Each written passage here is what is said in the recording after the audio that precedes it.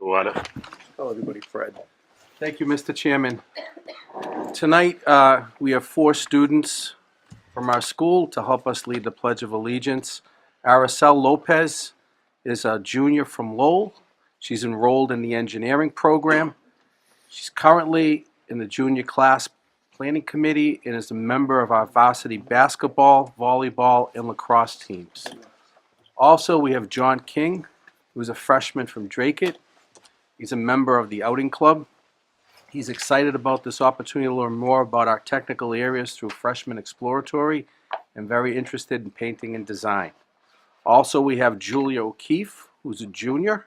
She entered from the Sullivan Middle School. She's enrolled in the cosmetology program and is a member of our varsity cheerleading and swim and dive team. And we have Andrea Guerrero, who is a junior from Drake. She's enrolled in the health assisting program. She's a member of the JV basketball, soccer, and lacrosse teams. So I'd like to invite Araceli, John, Julia, and Andrea to join Chairman Moran and help us and lead us in the Pledge of Allegiance. Pledge allegiance To the flag of the United States of America and to the republic for which it stands, one nation, under God, indivisible, with liberty and justice for all.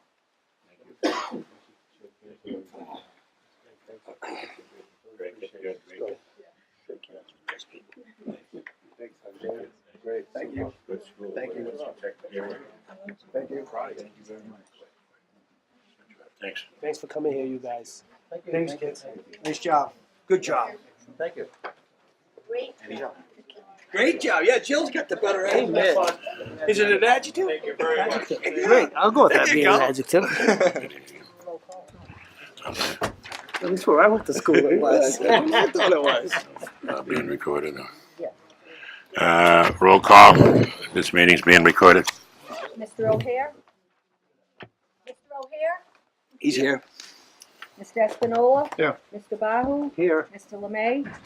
Mr. Booton? Here. Mr. Tatsias? Here. Mr. Gigi? Yes. Mr. Moran? Yes. Mr. Booton, any public appearance? Mr. Chairman, nobody is registered to speak. School committee communication. Report of student representation, Gabriel Pina. Thank you. Thank you. Hello.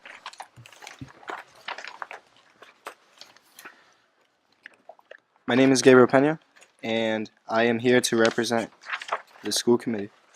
For organizations and clubs, National Technical Honor Society members are planning a food drive for the end of 68 Hours of Hunger program in February. This organization is making an effort to confront the approximately 68 hours of hunger that some school children experience between the free lunch they receive in school on Friday afternoon and the free breakfast they receive in school on Monday morning. They will also run their 3rd annual Valentine Flowergram fundraiser.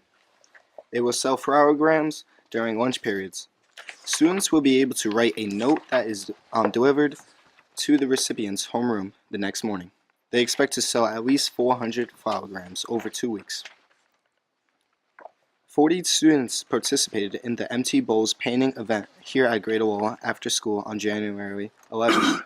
Students painted soup bowls that will be donated to the event to help raise funds for Living Waters Center of Hope and Outreach Center in downtown Lowell, where help, hope, and healing is offered to anyone in need. Members from Project Purple and Student Council attended the Middlesex Partnership for Youth. So you're a leader?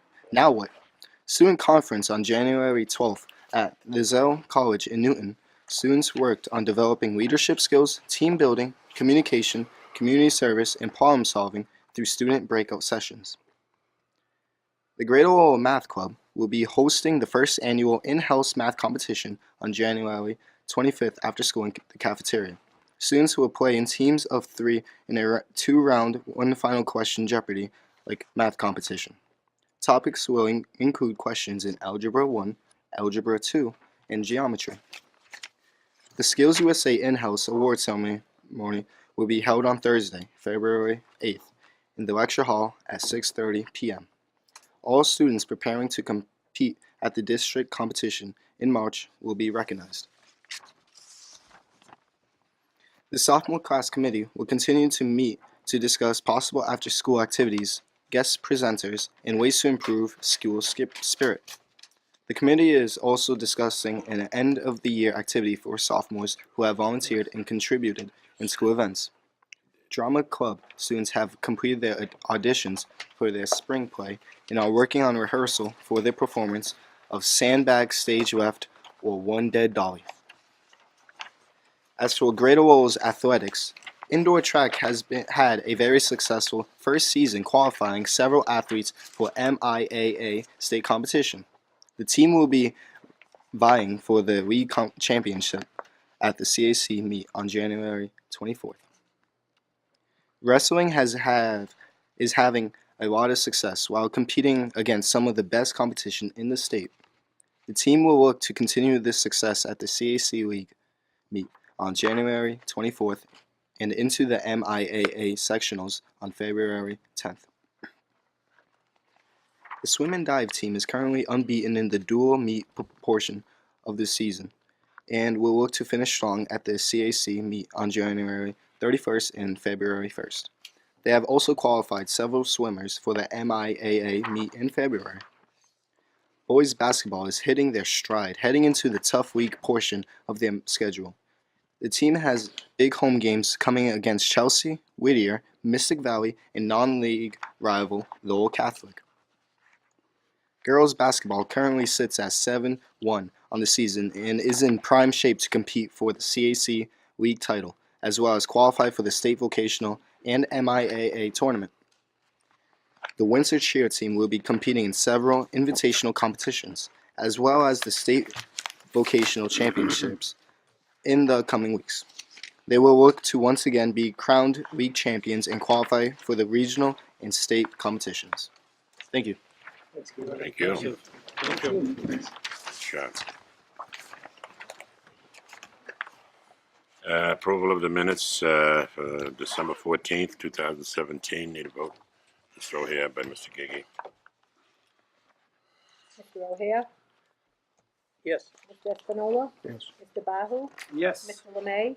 Mr. Booton? Yes. Mr. Tatsias? Yes. Mr. Gigi? Yes. Mr. Moran? Yes. Report of the treasurer, approval of the warrants. Motion to waive the reading, Mr. Chairman? Thank you. Mr. O'Hare? Yes. Mr. Espinola? Yes. Mr. Bahu? Yep. Mr. Lemay? Mr. Booton? Yes. Mr. Tatsias? Yes. Mr. Gigi? Yes. Mr. Moran? Yes. Motion to approve the expenditures for the sum of $4,085,981.37 allocated as. So here. That's just. Mr. O'Hare? Yes. Mr. Espinola? Yes. Mr. Bahu? Yes. Mr. Lemay? Mr. Booton? Yes. Mr. Tatsias? Yes. Mr. Gigi? Yes. Mr. Moran? Yes. Report of general counsel. No. Report of the superintendent director.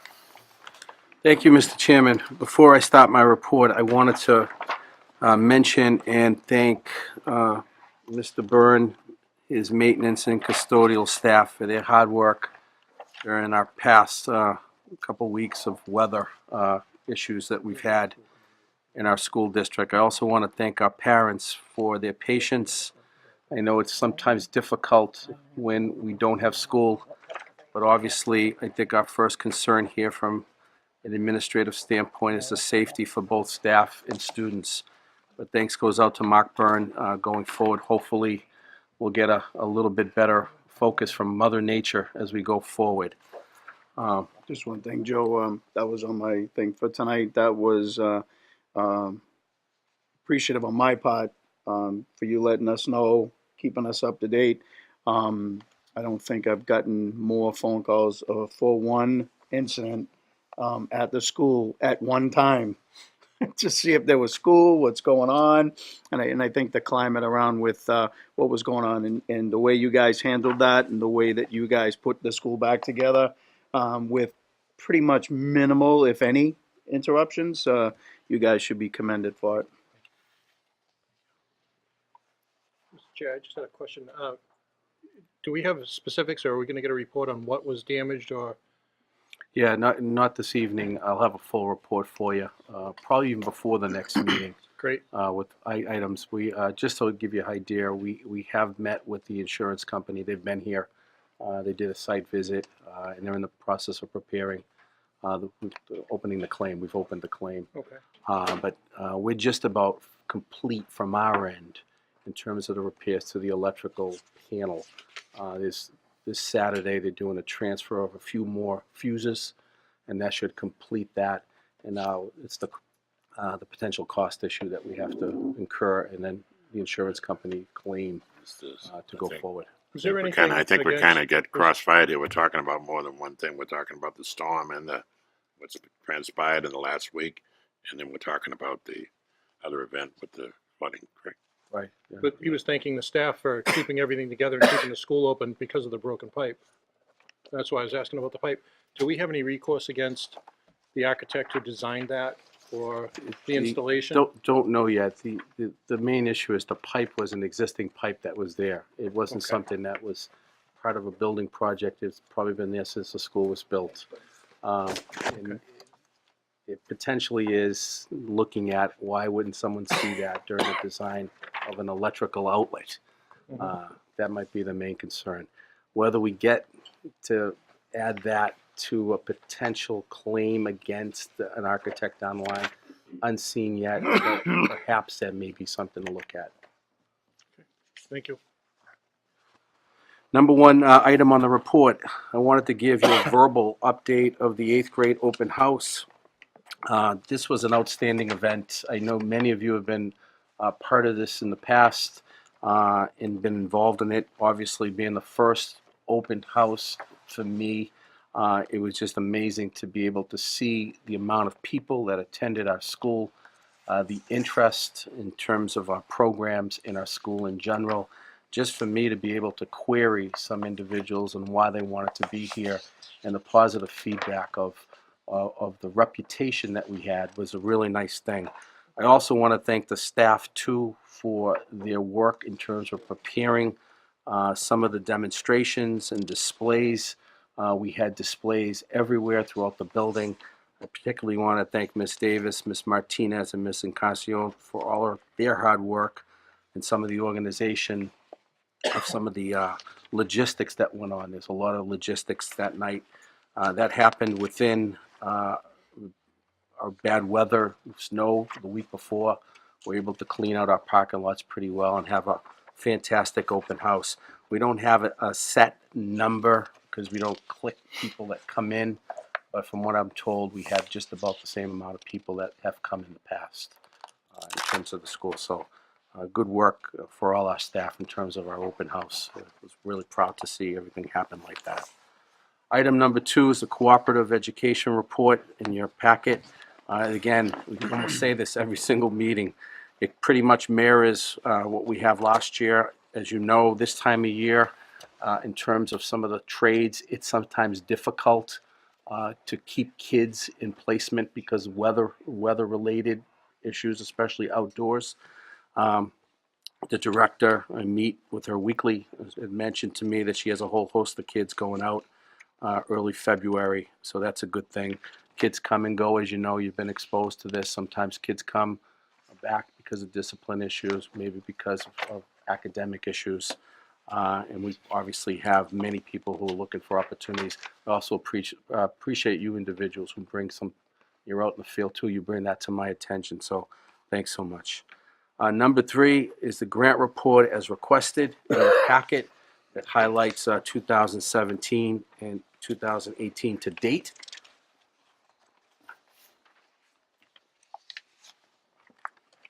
Obviously, if you took a look at this grant, the amounts, obviously not trying to couch everything. Numbers say it is what it is. Obviously, last year was pretty much dictated by the skills grant, the large amount there. We're obviously anticipating applying for the skills grant in the February timeline. That's the next opening for us, and we'll be applying for that grant. We have a couple of more that we're working on. We've worked on a social emotional grant. Actually, we're working on that today. I think there's a good chance. It's a planning grant. It's very small. It's around $10,000. I think we can add that to the list. and we're actively seeking ways to bring money into our, obviously, school district. Number 4 was a request to look at a proposal for card swipe readers for our employees to swipe in. I've included only one quote. It's if something that the committee feels that we should go forward with. I can get multiple quotes. This gives us a representative snapshot of what this may cost us going forward. As you know, most likely there may be some negotiations with the CBA in terms of implementing something like this. I do want to add that I have moved forward with a swipe readers for the leadership team. And I'm going to be able to implement that within the next 3 weeks at a very, very low cost. So in essence, the leadership team now signs in, mainly here. I'm looking for my keys. And most of us have a fob that we're allowed to get into the building. Certain people have certain access to get in. So we're anticipating that every administrator will have one. There'll be a swipe reader at the main office and one at the security booth. So when they come in the morning, instead of coming to sign in physically, they'll swipe in. This will log what time they come in, exit, fob, what time they exit. We're able to produce a report instantaneously at any time, which would take the place of a handwritten document. This will be implemented within the next 3 to 4 weeks in the district for the leadership team only. Moving forward with the rest of the employees, it's a commonality in obviously the business world in some entities. Small percentage of school districts do have this. I do think we should look at this moving forward. I think it gives us an ability to keep track, obviously, of our employees, both for attendance purposes, but also for safety purposes too. I think it's vital to be able to do that. I didn't want to get into getting multiple quotes, multiple ideas, looking at how to do this in terms of a full strength. I thought I'd bring this to the table. I thought this was something that you wanted to get a glimpse of a representative, and then we can kind of talk about how you want to move forward with this. Is this something to look at further? Is this something that maybe a smaller committee could look at? And how you like to move forward with that?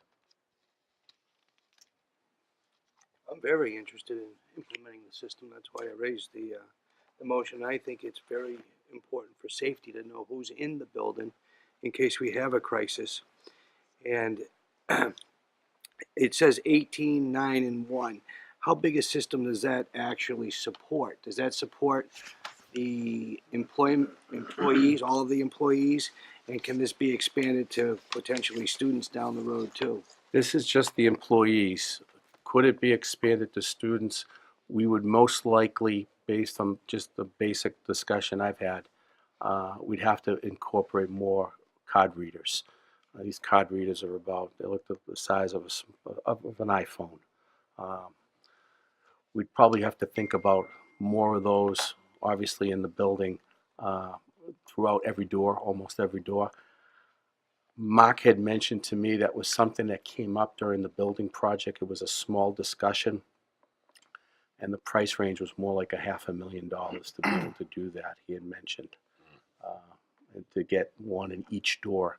Part of the issue too here, I was told, is that all the doors are brand new.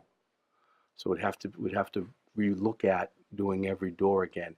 Would have been great and better to kill 2 birds with 1 stone, and did this when we did the new doors and the new handles at that time. For the staff, it may be a little cheaper to implement based on the $43,000 number for the 18 card readers. Maybe a little bit more expensive if we start thinking about adding more people going forward. But I do think it's something we should look at. Key thing here, I do think it's something that's going to needs to be negotiated through the CBA. Can the budget support a $43,000 expenditure for safety and security? Well, with that question, the way I like to answer that question in my field is anything that incorporates safety for both students and staff, obviously students, you always find a way to fund it, always.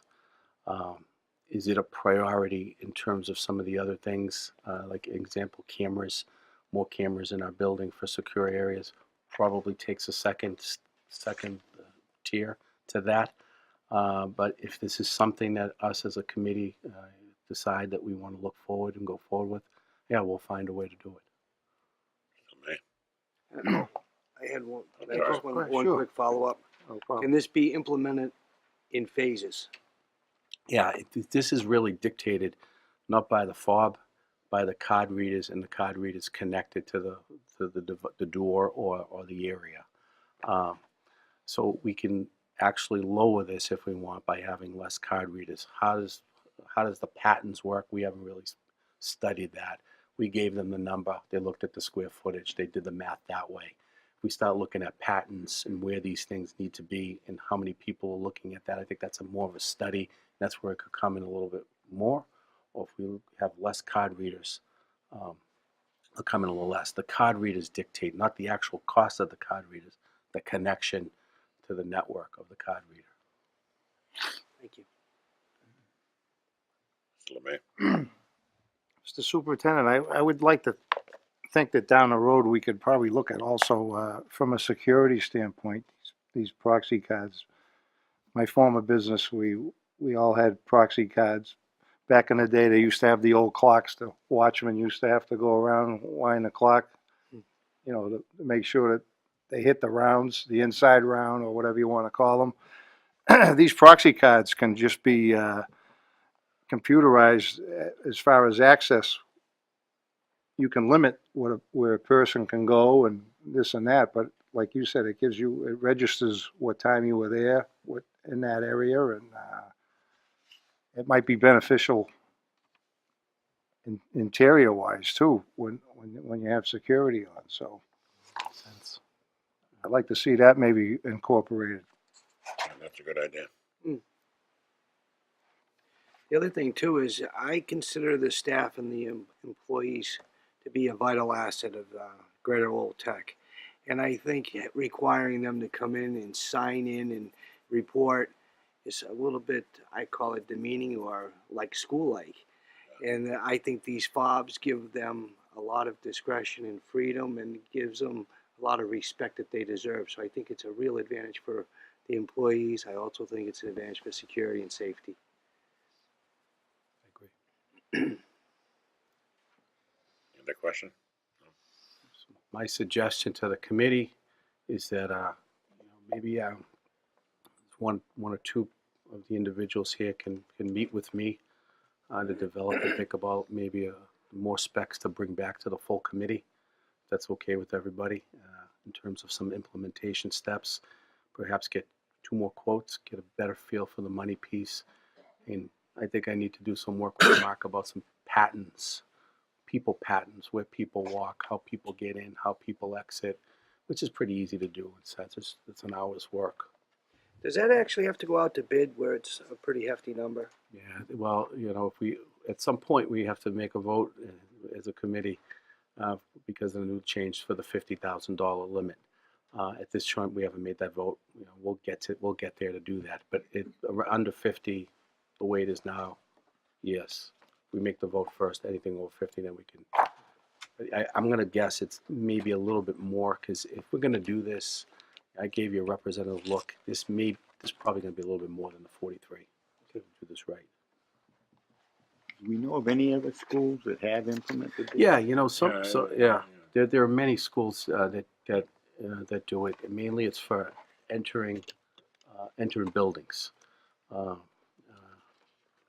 It's not a fob; it's more of a ID. Most of them have an ID where their ID's on one side and it's programmed. There's a chip in it, which gives them access to their particular area or building. For us, it's one building, so it shouldn't be an issue. We could look at maybe a stage, as Mr. Gigi had mentioned, of entering the building as usage, and then usage into classrooms. Because obviously there's keys that open classroom doors as a second stage. That's where the cost is going to be when we put the access into the doors into certain areas. into the building, that's gonna be a fairly easy cost, not cost prohibitive, to give everybody an idea with the chip on the back that's built in. So they always have their ID with them. Come in and building's open most of the time anyway, during the open period. And I'm gonna say 95% of our staff enters through one door anyway. Why I ask if any others have, would it be good to talk to somebody in another facility that has it? And once you've had something, you learn more about the pros and cons and.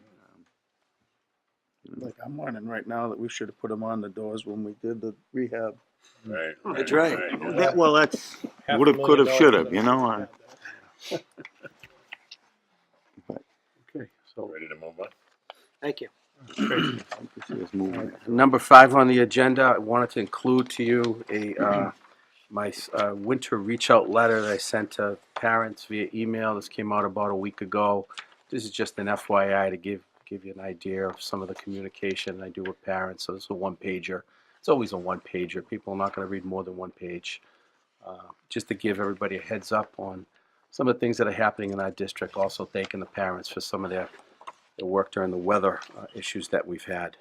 So that's just an FYI. I do those quarterly. Joe, do you include those on the website?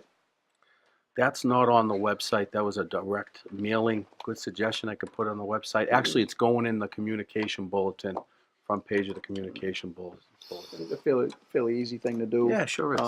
And especially with the people from some communities that are looking to come in to the school that might not have all the information that they're looking for. They might be able to get some of that information, because I tell people quite often to make themselves familiar with our website to find out information about open houses and game times and things like that. So I think that might help you get your message out to all the communities and that to help us out in the meantime. Great. Be on there tomorrow. I I'll think put it in. you bring up a good point, and I think that also when you go in the website, you can also change the language. So, you know, if this is just in one language, if it's on the website, they could, It's in multiple. Multiple. it's in multiple. Yeah. Okay, yeah. Yeah, so it'd be there for anybody to access. So I think that'd be a good thing if you could. Thank you. Okay. Number 6 on the agenda is the District Curriculum Accommodation Plan, formerly known as the DCAP. The DCAP is a requirement of the statute, Chapter 71, 38Q. It calls for a school district to adopt and implement an accommodation plan to assist the school in ensuring that all efforts have been made to meet students' needs in regular education.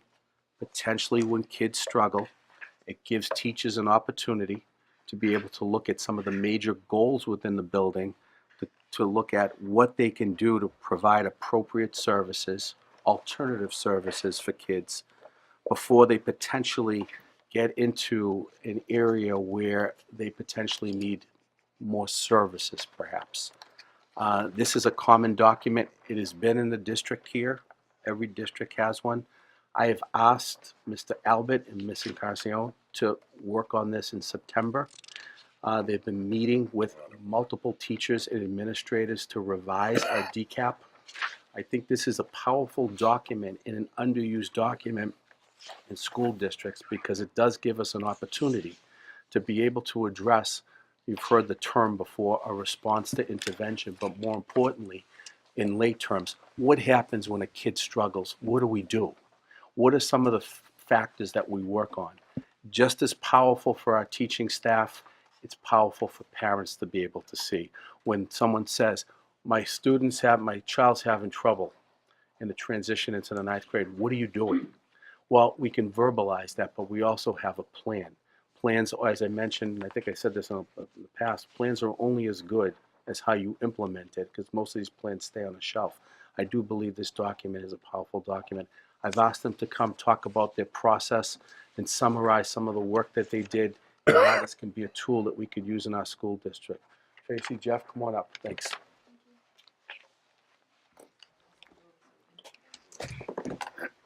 Curtis, can you just slide that down to? Good evening, Chairman and School Committee. Good evening. Good evening. Thank you for having us this evening. I know everybody has a copy of the DCAP, so we're going to look to highlight just a few of the key areas. As you all know, the DCAP is designed to equip teachers with a toolbox of interventions to help differentiate instruction so that we're meeting the needs of different learners and different learning styles. A lot of the interventions that you see here in the DCAP are we use in the general ed population prior to a pre-referral. So what you see is you typically see teachers come to a student assistance team meeting. They bring strategies they've used from the DCAP. And a lot of times at that meeting, we sort of discuss what they've used. We go back into the DCAP to really look at different interventions, maybe suggest some different interventions, and then create a new plan for the student to go forward to have these strategies to improve in the classroom. We are mandated to use interventions prior to referrals because we're looking to exhaust all general ed strategies before we move to the next tier of interventions. And part of what we have in the DCAP on page 19 is the 3 tiers that are really showcased and how they're really broken up. So on page 19, what you'll see is the top tier, the most intensive level of service and referral would be when special education needs to get involved. So that's why Joe had Tracy and I partner up to be able to take a large portion of regular education interventions and talk about the fine line between what's regular education and what's special education. So we wanted to make sure we gave the faculty and parents a good toolbox for them to use and refer to before it got to the stage of a special education referral. Obviously that tier is available upon referral, but we want to make sure that we're following the regulations as well as exhausting all possibilities for kids before we get to that stage. Right. Part of the goal in revising this document was to make sure that not only is it user-friendly to staff who are a little bit more familiar with it, but also to parents and the community so they can really use it as an actual resource. And some of the examples we wanted to sort of point out and maybe showcase is the actual parent information sheet, which is on pages 17 and 18. Just really gives them really what a student assistance team is about, what does response to intervention mean. Really, we're always looking for transparency and for parents to be able to access strategies and interventions so their students can be as successful as possible here. And there's also an RTI section on page 20, which goes over really the jargon or the terms, the glossary. You know, a lot of times in education we use different terms for things and we're quick to throw out an acronym, but if you're not really in the educational soup, so to speak, you're not necessarily sure what that means. And we want to make sure when parents come to a meeting that they're armed with the amount of knowledge that's appropriate to help them advocate, to help them plan with us, to help them make an effective plan for their student. I am going to apologize and ask if we could maybe, there is one term in there we would like to remove, the AYP, the adequate yearly progress. That is something that is being phased out, so I apologize, but if you could strike that part off, we would like to at least remove that one term. I'm sorry, page 20. I'm sorry if I didn't say that. In looking also to really look at the transparency and fleshing out the process for parents and for faculty, we did really flesh out the intervention flow chart, which is on page 7. Really isolating the steps, really walking through the process step by step so that parents have a clear path when their student is struggling, that they know where their resources are so they can access the appropriate help. The last thing that we did add to the DCAP to really make it a usable, parent-friendly, and teacher-friendly document is on the very last section, page 22. You'll see a study skills resource for the general education setting. A lot of what you see in this study skills resource are things that teachers do as general good teaching practices to help students really take advantage of their notes, to take advantage of different study skills opportunities, to maximize their potential to be successful on exams and in the classroom. But we wanted to give teachers a tangible document or a tangible component to refer parents to refer students to, because while you're teaching them in the classroom, you know how sometimes you get home and the student is struggling a little, we wanted parents to have something to fall back on so they could really view this as an integral resource to helping their students succeed here at Greater Lowell. Is this online too? Not right now. We have it here tonight, and then I'm assuming going forward, once it's okay, we will. I had one question. Where we do the differentiated instruction in the classroom, it's been explained to me before that somebody that may be stronger in math can always help another student that might be weaker in math, not only with the teacher but the instruction. But as I was looking through some of the things that we're doing to help the students, I didn't see anything about a mentoring program. So it's always great when a teacher tries to do it, but part of the differentiated instruction was to help have some of those kids that are accelerated could help some students, and it would benefit them to teach it so they learn it better.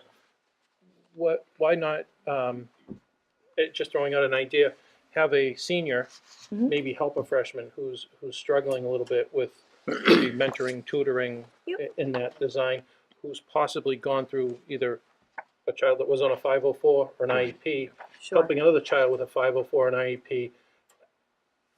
I think they'd relate better to a student. I mean, they'll get more benefit from the teacher, but I think that student mentoring would help, and it would fit with the differentiated instruction overall goals. Yep, we do have a peer tutoring program where students are able to, they sign up, they volunteer as peer tutors, and it's in the library at the end of the school day, and we do refer students to it just as an additional resource, because I think you're right, sometimes that one-on-one connection is a positive. Okay. So it may not be, we may not have included it in the guide, Right. but it is an initiative that we do here at school for kids. And it might not be a bad idea to add to it. include I know it you've had into it for some subjects, but the special ed side, I didn't know if that could be something that could be implemented. Because is it done, as far as I know, it wasn't done over the last few years as far as that opportunity for kids in special ed that maybe a freshman or sophomore to have an upperclassman helping them. So, you know, how I might stage something like that is I might want to offer an informational meeting about that to parents at a CPAC meeting, and stage maybe a former graduate who's been a special ed kid who's been successful, a student who's been successful, have them come and have some younger kids there and have that student talk about their experience, talk about what made Greater Lowell especially successful for them, to maybe bridge that to other opportunities. I think it's a good idea. That's even a better idea, taking them after they've graduated, because you've got kids that have been probably discouraged because of the teachings they've been taught through first to eighth grade, the academic side. Now they're getting hands-on here when they can actually thrive. Yeah. So showing that if they continue on that path, that would be helpful. Yeah. Okay, great. Thank you for your time. Mr. Gigi, did you have a question? Yeah, just briefly, because I'm not sure of the process. At the beginning of the school year, is there an informational meeting for the parents so that this can be reviewed with them at a meeting? If they, to me, sometimes you hand parents these documents, they go in the bottom left drawer of a desk and they never are looked at again. Where if there's an opportunity for in-person informational meeting at the start of the school year, it may be beneficial to help guide them. That way they can also chart the progress of their children at home, and it might be beneficial. I don't know if the school does something like that yet. Because I know when I was a parent, I threw it in the desk. I got tired at night and I said, hell. Right. We really, a lot of times, many parents, we discuss individually through the guidance department. We have many conversations with parents about, we have a student assistance team. We'd really like your child to go forward, you know, because we're constantly monitoring grades. Usually when we have the welcome accepted student night, that's something that I usually talk about. But in terms of just a formal night to discuss the student assistance team, we haven't done that yet, but that's a good way to get the information out, because sometimes too much paper is, you don't want to just flood them with those things. Exactly. It's sort of walking that fine line, making sure we have the resource, but how we present it is definitely key, and that's a good idea. Okay, great. Thanks. Anybody? So, yeah. Yeah, just it comes a few years ago, we implemented a new program here, and I think it dovetails into what you're talking about. Part of it is, and that was that, and I forget what the name of this project was, but it gave the parent, whomever an opportunity to call into this number here at the school and determine whether the child was in school or how he was doing, et cetera, et cetera. Are we still using that format here now? I don't hear too much about it. I know some other schools were using, for example, I think Lowell High was using that same type of a process. I think it's automatic, isn't it now? We have, Well, if it's automatic, where So- does the information go? Just for clarification, are you asking about when it's suspected that a student in your particular district might have a disability or might be struggling? No, this is a little beyond that also. It could be, yes, it could be for special ed or whatever, but I'm not so much thinking of that. The basic thing, is my child in school today? And they- that's through the parent portal. Yep. Yeah, and it's still active? Yes. And that dovetail into what you're talking about? I thought that would be a help in that area also. We do rely on the parent portal, so they are Yeah. able to see their grade, their child's grades, and then students have their own access to the account, so they also can see their grades. The counselors have access to it, so we do use that as a tool to make sure that students are succeeding and to monitor academic progress. And that is usually a good tip that, okay, we're looking at it, we know we have some things, let's bring the team together and move forward. So, yep. So this isn't, what you're Thank you, talking Mr. about Rogan. isn't replacing it, but it's just the substitute. Enhance, Yes. It's an enhancing. enhancement, Very good. yes, Yeah, thank you. an enhancement of that. Sure, just, great presentation, thank you very much. I think the only question I have is, sometimes parents get a little overwhelmed. They can't attend everything because they're working their 9-to-5 job, they're going home Sure. making dinner and such like that. An information meeting would be wonderful, but a lot of the times I can't make it. I'm sort of slammed up. And I realize that we're gonna put this probably on the website. And I'm just sort of curious if we could put it under a certain heading in the website, like such as guidance. Oh, yes, Strictly because, absolutely. right, strictly Yes. because, me as a kid, my parents would say, Yeah. oh, what's going on with Freddie, right? So they would Right, say, and- hey, and- how can we get this information? Well, it would be great if they could just go online, look under guidance and say, Yep. oh, wow, look, Right. there's, This is what we there- could there's access. opportunities. Yep. Right, And then as they call you, you can say, it's actually on page 19 on the website. Before you come in here, you'll have that documentation. You can print you it know, out.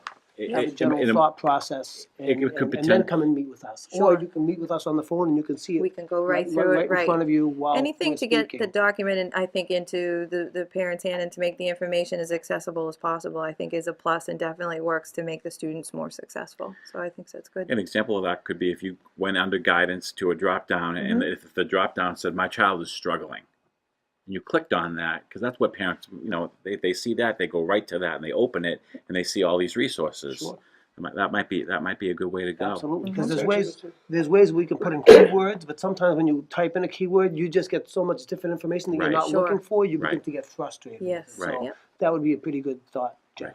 Okay. Well, thank you, Thank Mr. you. Babu, and I'd like to thank you. A lot of work was put into this, and great presentation. And thanks. Thank you.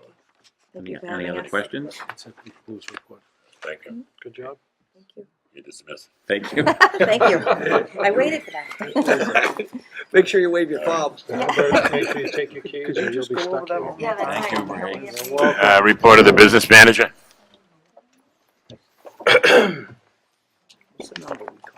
Good evening. Good evening. Should I wait? It's paying the bills, so wait. Go ahead. Oh, okay, start. Yeah, I it's thought all you right. said wait. Okay. The first thing on my report is financing. I just wanted to prepare you that we're going to have to vote on, in the February meeting, on the $1.9 million renewal of our short-term ban. As you know, we currently have two long-term bonds, the $9.8 million that we took out in May of 2014 and the $9.1 million that we took out February of 2017. We took out $1.9 million of a short-term ban for this year, hoping that we would finish the MSBA audit. It's not complete yet, so we have to reissue that ban again until the MSBA finishes the audit and then releases the 5%, well, the eligible portion of the 5%. When those funds are released, it pays off the 1.9, or whatever portion we get back will pay off the 1.9. If there's an unpaid portion of that, we would do long-term financing for that as well. So that will happen at the next meeting, and we'll send the language, the vote language, to you before then. The legal counsel reviews it before I send it to you. Any questions? Okay. The next thing is the excess and deficiency report. As you know, we have to complete an excess and deficiency report for the Department of Revenue each year. I have completed that and submitted it. Then they review it, validate it, and certify it. It hasn't been returned yet, but I'm hopeful that we're good. And any questions on the E&D? No? Okay. And the next thing is just for informational only. It's the OPEB, how we're going from GASB 45 to GASB 75. There's nothing we need to do about it right now. It's just, I don't want you to get shocked next year when you see how we have gone from GASB 45, which only requires you to report things in the notes, to now having to report the full net liability in your financial statements.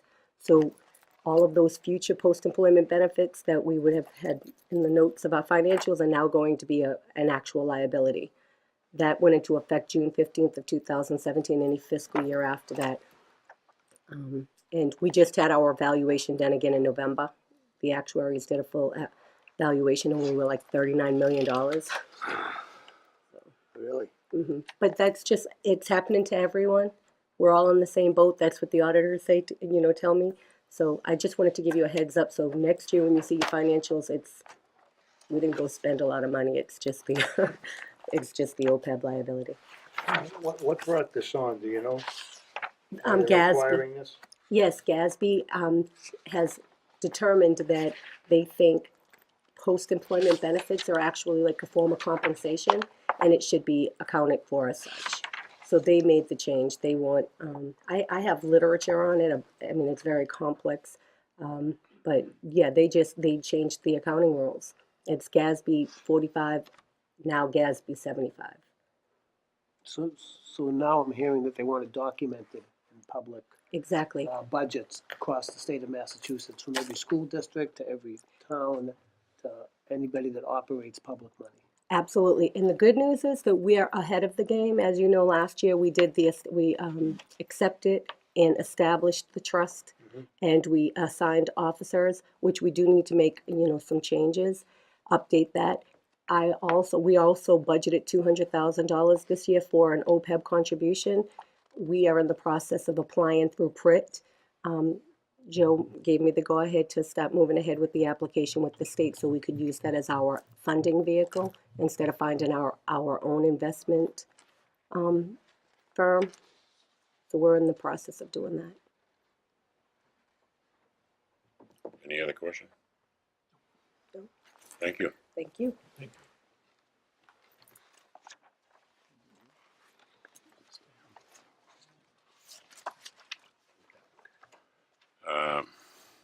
Old business? Any old business? New business? I'd like to bring something up on the new business. I'd like to, I'm the head of the budget committee, so I'd like to have some budget meetings coming up so that we can prepare for the 2018-2019 budget.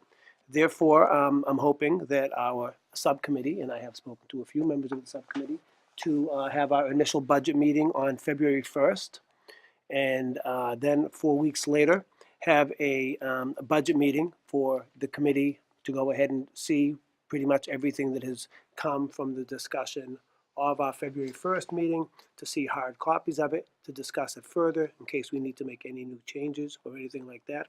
And lastly, have a public hearing on March 22nd to adopt the budget, which would satisfy, of course, us recommending it to our sending district so that they can begin to vote on it. With that being the case, that would be on March 22nd. I'd like to make a recommendation that we have a school committee meeting on March 22nd rather than the date that we have scheduled of March 8th. So I'm not sure if anybody has any reservations about changing our school committee to adopt it, to have it the same day as our budget hearing. Simply because if people wanted to speak on it, we could also take care of the March school business as well. No problem. Good. Thank you.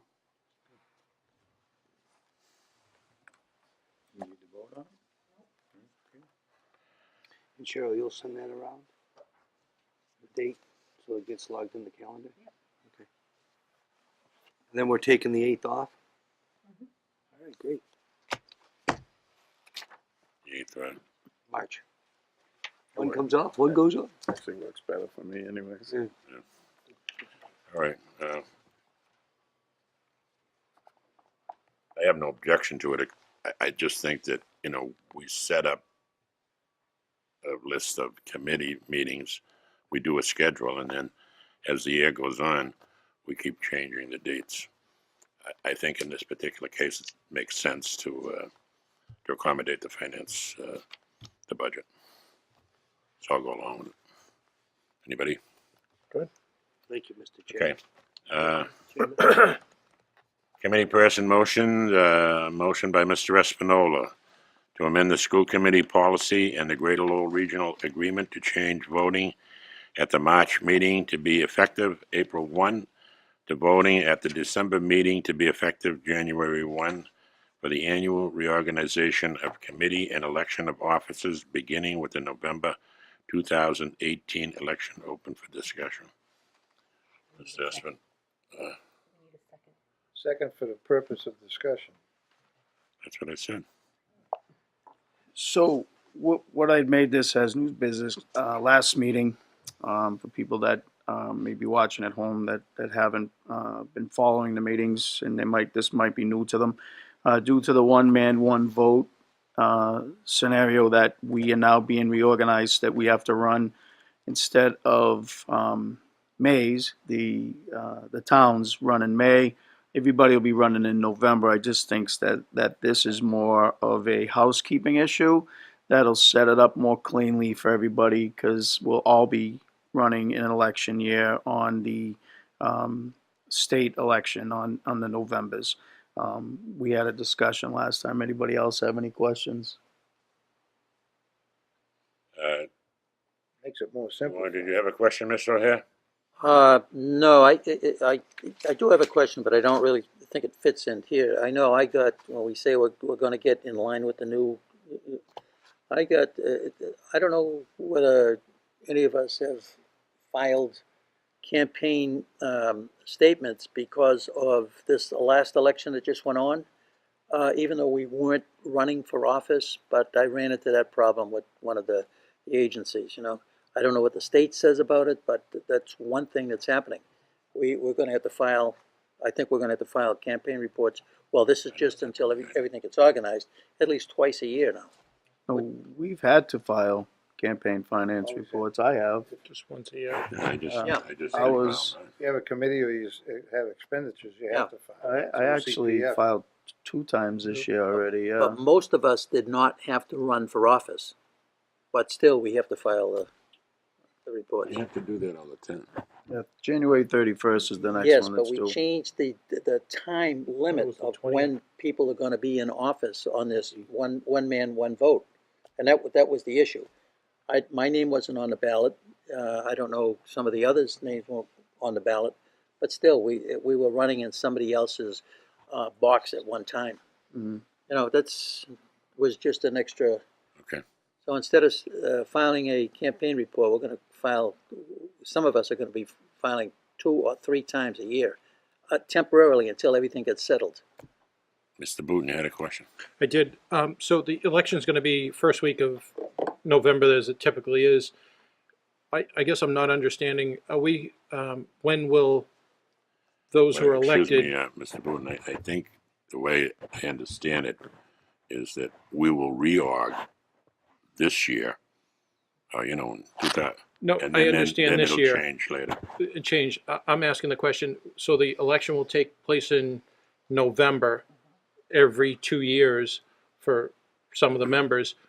I So think that it's it's going to the be every first 4 week. for everybody. Is what I So understand. it'll be November, but it'll be November election, first week. It's usually by the 7th, and then we have a meeting on the third Thursday of that month, second or third Thursday. So if somebody's elected on that first week, do they take their seat immediately, or does it happen January 1st? Does anybody know what the charter says? So I did ask our people, the towns, Soon as the election results are certified, we can get sworn in. So Okay. if they certify the results at, say, 10:07, Yeah. our city clerk or town clerk will come or you can come and she'll swear you in right there. So the new committee member would be at the representative at the November November meeting? meeting, yes, Okay. for us. Now, I happened to run into Mr. Gary, the clerk for the city of Lowell, and he said he doesn't mind, he'll swear you guys in anytime. He wouldn't find it prudent for you guys to start on January 1st. It should be the same line of everybody else on the committee, according to the one man, one vote, and how we're all getting together. So I would suggest that the guys from Lowell have a conversation with whomever and find out. Mr. Gary said no one's approached me about that yet.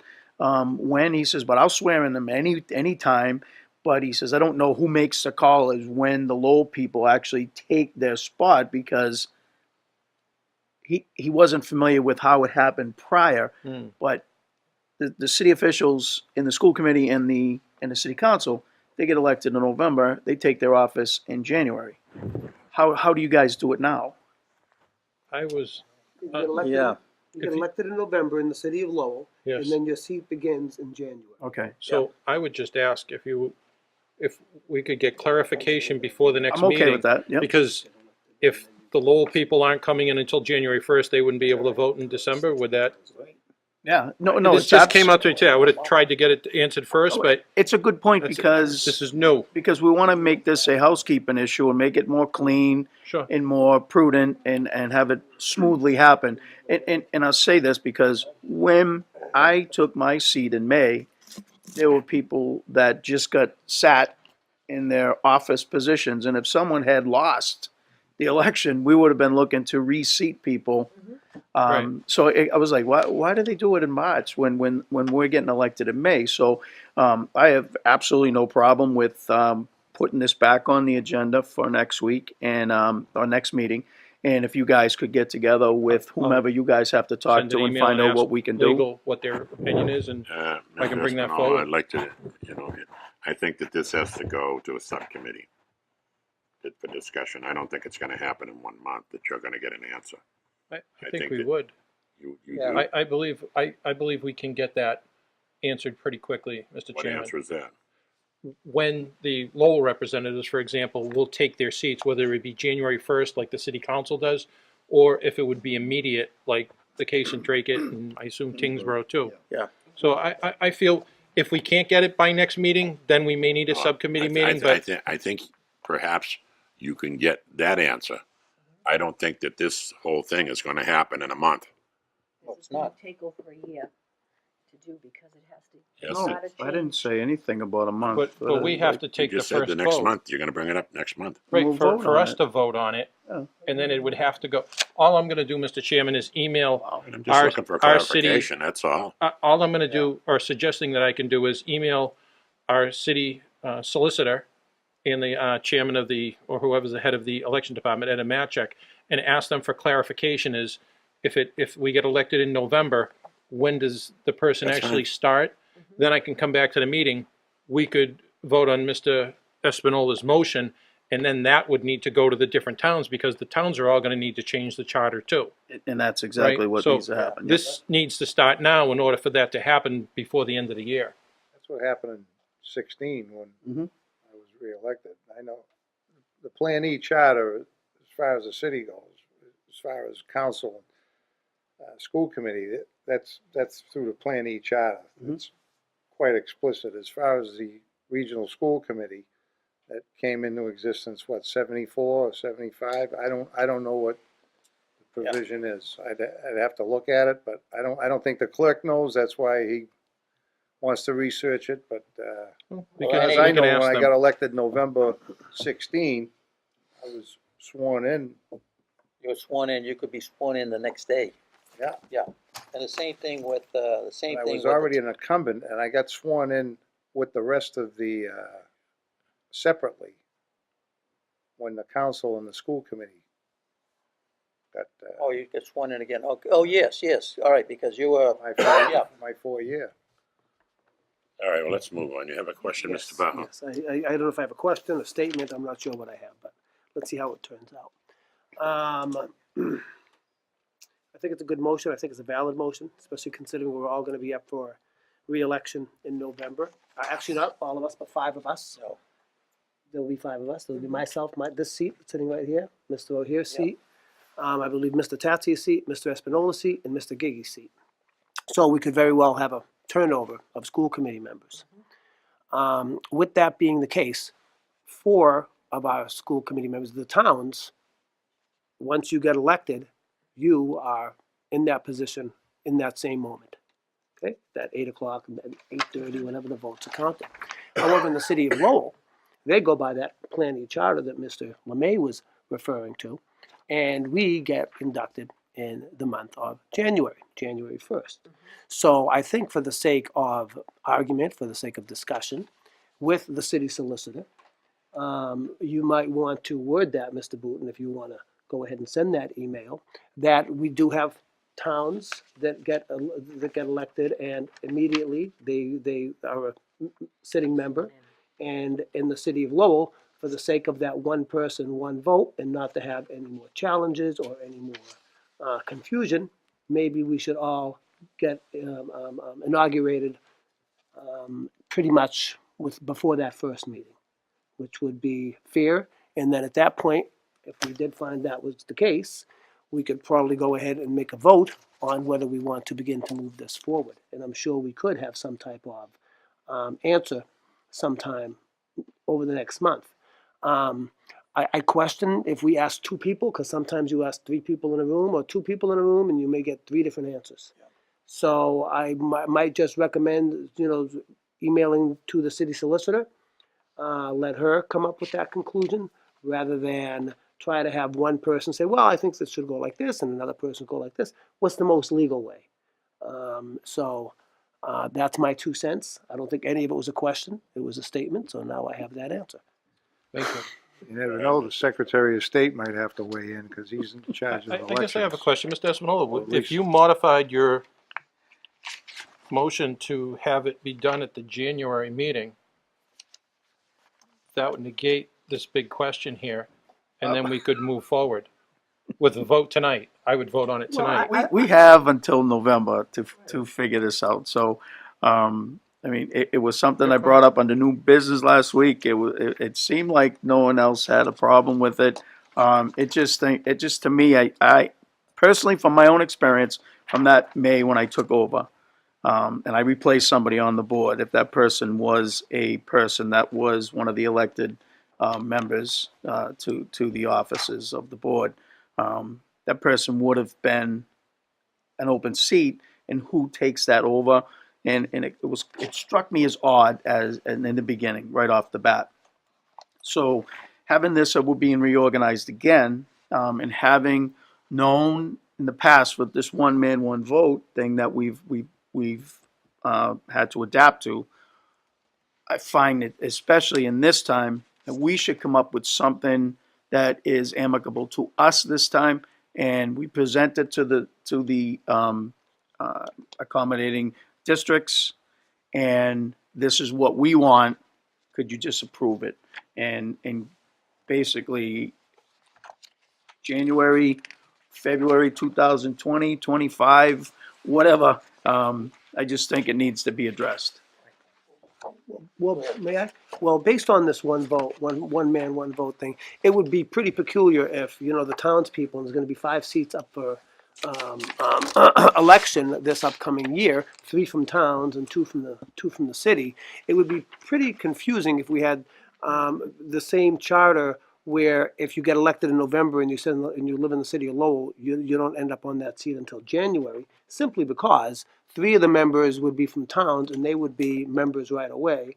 And then you wait 1 month and then you have 2 city members, it seems like everybody should really be inaugurated at the same time, so we can keep conducting business rather than have 3 new members that are sort of wait and see what happens with the other 2 members who may be disappearing. So it would be best if we all ended up on the same page, whether we all got inaugurated on January 1st or whether we all got inaugurated the Wednesday after the election in November. Sure. But I think, we do need to come up with some I think type we need of to move on. clean it up type of thing. What else do you have to say? You're gonna defer it to the, December to deferring the, it to the December meeting, correct? You get 3 I have nothing else to say. February meeting. For the record. That doesn't happen Go too ahead, often. Mr. Hill, what do you Motion say? to next I'm ready to month. throw a flag Well, I right thought you now. said December's February, meeting. Yeah, you're right, I did. Well, if you wanna quiet them down, I'll speak, but basically what has happened in the past, I'll use Lowell as an example. If someone passed away, and I will just talk school committee, if someone passed away, they could have an election the next day, or an appointment the next day, and voted on, and you'd be in that position. However, there's really, I don't think there's a set policy in how you're gonna get your position as it was in the past, because certain conditions exist by you getting the job. Someone died in office, someone retired, but there's all, I don't think there's anything written in I don't think there's anything written in, that is gonna make this a big issue, it should be very simple. So you're gonna defer your motion to the next school committee meeting? I have nothing else to say. I just wanna Yes. make sure Yep, we're let's not defer voting that on it. motion. Thank you, Mr. to the next Philip. meeting. Thank you. Speak. Motion, report of subcommittee, so, No. okay, motion to adjourn. Mr. Booton, Mr. Bahu. Mr. O'Hare? Yes. Mr. Espinola? Mr. Bahu? Please. Mr. Lemay? Yes. Mr. Booton? Yes. Mr. Tatsias? Yes. Mr. Gigi? Yes. Mr. Moran? Yes. We're adjourned. Thank you, Doc.